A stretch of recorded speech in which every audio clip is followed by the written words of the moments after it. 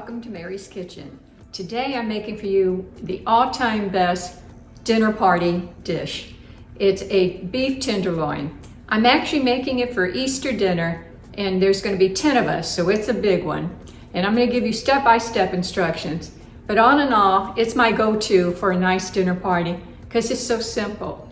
And you just have to flavor it very spicy with a lot of salt and pepper to give it, and then roast it in the oven. Let it sit, and that's all you have to do. It's pretty simple and yet delicious.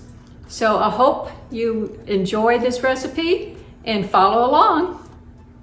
Thanks for watching. Okay, let's start with our cut of meat. This is a good looking fillet of beef.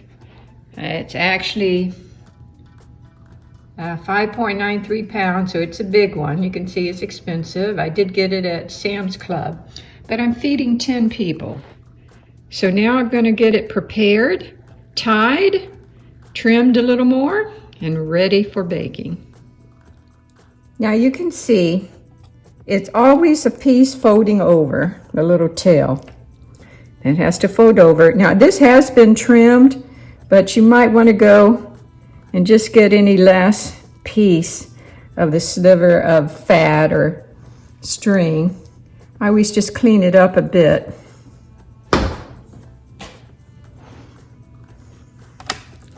Turning it over. Side looks pretty good. Little tail there. Pretty darn clean. There's one little piece I want to get.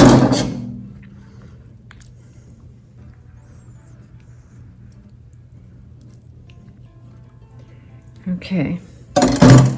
Now you have to pat it dry with just paper towels, and we're going to be tying it. But I want it dry to start with. You take it out of the refrigerator at least an hour before you're going to cook it. I just have it on a plastic tray to catch everything. It's folded over, pat it dry on all sides.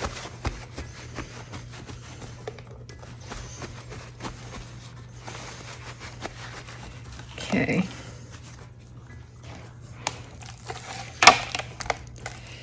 I've pre-cut some line, and then I'm going to start tying it. There are fancy ways to tie it, but since I'm not a butcher, I'm just going to tie it like I think it's easy. Tie it in a knot, keeps it the shape together, and I'm going to go down the whole length of this. I'll cut that off later. Maybe around 1 inch to 1.5 inches apart.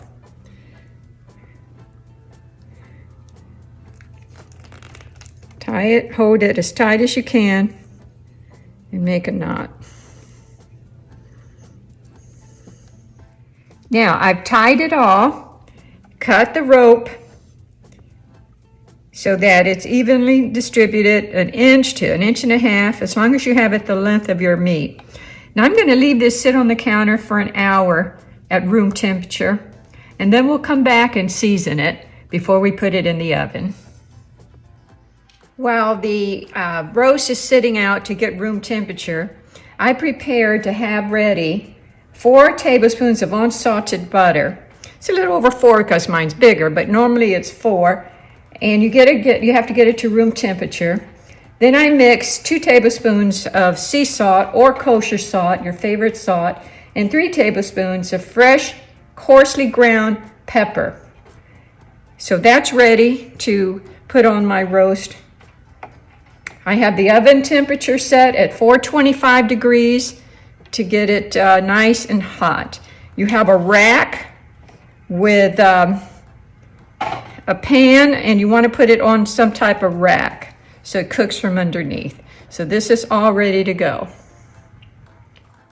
Now I have my salt and pepper mixture, and I'm really going to season, put it right over everything, pat it in with the butter.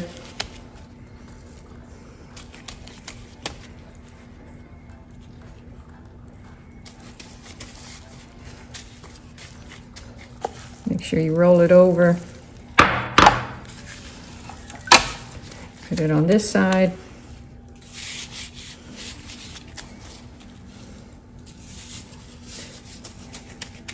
You can see it's a lot, but you want a lot because this is so lean.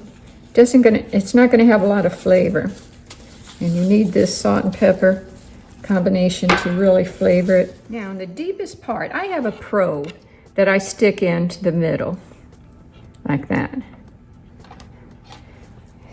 I want to set it at 145 degrees.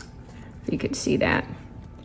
Because that's really what I'm looking for, not the time, is the temperature of the meat. 145 is the recommended medium rare for this particular cut of meat. Now, you can make it rarer or you can make it more well done, but what I do is 145, and then sometimes one of my daughter-in-laws likes it very well cooked. I'll have to cut her piece and put it back in because we don't want to cook the whole thing to well done. So it's ready to go in. Well, everything is baking in the oven, the roast. I'm going to make a horseradish sauce. I already have a third of a teaspoon of lemon zest already into this bowl. And I'm putting a cup of sour cream.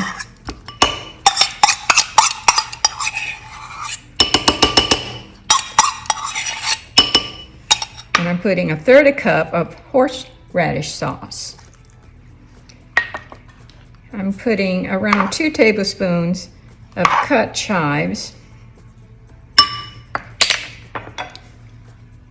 A pinch of salt. I put maybe a half a teaspoon, all to taste. And then some black pepper, again to taste.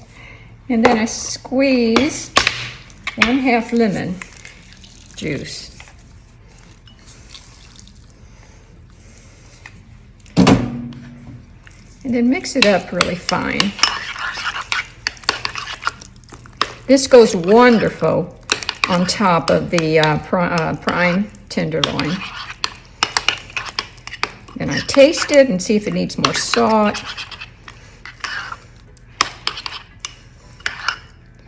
And that's about it. Great, easy horseradish sauce. All right, it's been around 45 minutes. I tested it. The temperature in the biggest part here is 145. So it's ready. I just took it out of the oven. I'm getting a big sheet of foil, and I'm going to actually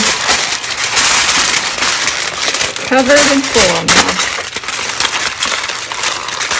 and let it rest for around 20 minutes.